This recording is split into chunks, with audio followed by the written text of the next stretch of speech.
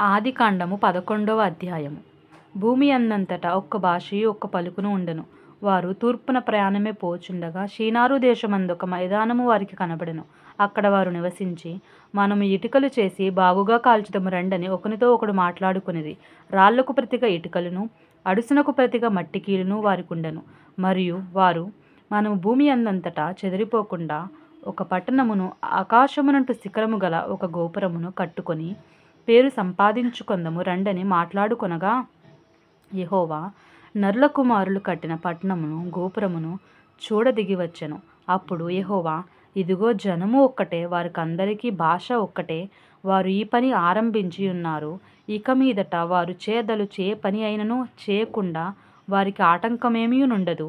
గనుక మనము దిగిపోయి వారిలో ఒకని మాట ఒకనికి తెలియకుండా అక్కడ వారి భాషను తారుమారు చేదము రండని అనుకొనెను. అలాగు యెహోవా అక్కడ నుండి భూమి అందంతటా వారిని చెదరగొట్టెను. గనుక వారు ఆ పట్టణమును కట్టుట మానిరి. దానికి బాబేలు అను పేరు పెట్టిరి. ఎందుకనగా అక్కడ యెహోవా భూజనులందరి భాషను తారుమారు చేసెను. అక్కడ నుండి యెహోవా భూమి అందంతటా వారిని చెదరగొట్టెను. షేము వంశావళి ఇది. షేము 100 గలవాడే జలప్రవాహము గతించిన 2 అర్పక్షదును కనెను.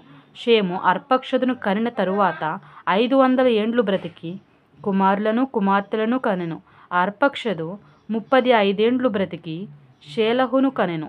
అర్పక్షదు షేలహును కనిన తరువాత 403 బ్రతికి కుమారులను కుమార్తెలను కనెను.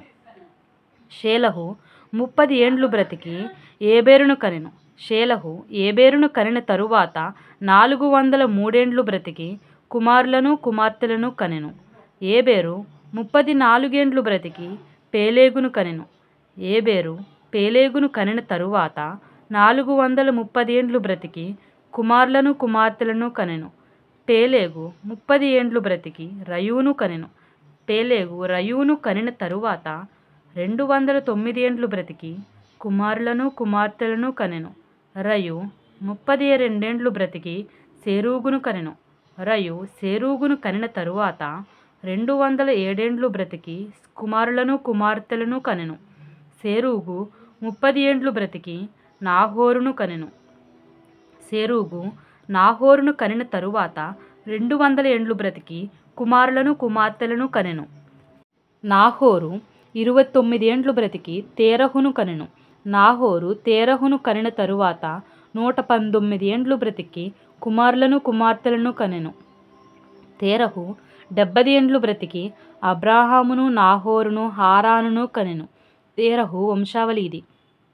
తేరహు అబ్రాహామును నాహోరును హారానును కనెను. హారాను లోతును కనెను. హారాను తాను పుట్టిన దేశమందలి కల్దీయుల ఊరను పట్టణములో తన తండ్రి అయిన తేరహు కంటే ముందుగా మృతి పొందెను. అబ్రాహామును నాహోరును వివాహము చేసుకొనిరి. అబ్రాహాము భార్య పేరు షారాయి. నాహోరు భార్య పేరు మిల్కా. ఆమె మిల్కాకును ఇస్కాకును తండ్రి అయిన హారాను కుమార్తె. షారాయి గొడ్రాలై ఉండెను. ఆమెకు సంతానము లేదు. తేరహు తన కుమారుడగు అబ్రామును తన కుమారుని కుమారుడు అనగా హారాను కుమారుడగు లోతును తన కుమారుడగు అబ్రాము భార్య అయిన షారాయి అను తన కోడలిని తీసుకొని కనానుకు వెళ్ళుటకు కల్దీల ఊరను పట్టణములో నుండి వారితో కూడా బయలుదేరి హారాను మట్టుకు వచ్చి అక్కడ నివసించిరి. తేరహు బ్రతికిన దినములు 205 ఏండ్లు. తేరహు హారాన్లో మృతి పొందెను.